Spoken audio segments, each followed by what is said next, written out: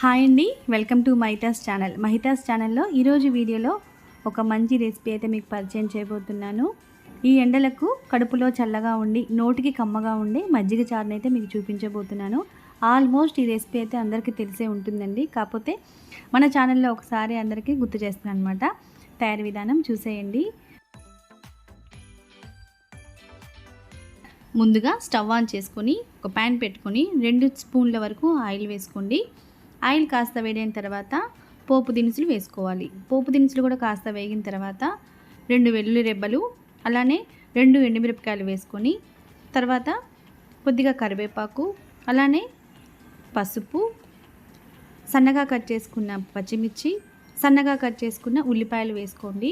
ఉల్లిపాయలు కొంతమంది పచ్చివి వేసుకుంటారండి పెరుగులోనే. నేను ఇక్కడ కొద్దిగా లైట్గా ఫ్రై చేస్తున్నాను, ఎక్కువగా ఫ్రై అవ్వనివ్వకూడదు ఆనియన్స్. ఈ విధంగా కుక్ చేసుకున్న తర్వాత మీ రుచికి సరిపడా సాల్ట్ వేసుకోండి. నేను ఇక్కడ 1/2 లీటర్ వరకు పెరుగు తీసుకున్నాను. ఇప్పుడు ఈ పెరుగులో తగినన్ని వాటర్ వేసుకొని ఎక్కడా గడ్డలు లేకుండా ఈ విధంగా కలుపుకోవాలి.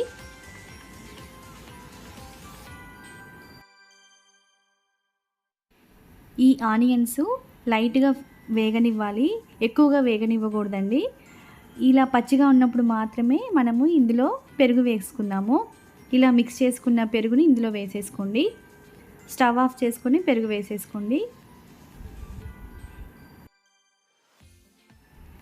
ఒకసారి బాగా కలుపుకొని ఉప్పు సరిపోయింది లేదో ఒకసారి చెక్ చేసుకొని పైనుంచి కొద్దిగా కొత్తిమీరతోటి సర్వ్ చేసుకుంటే చాలా బాగుంటుందండి.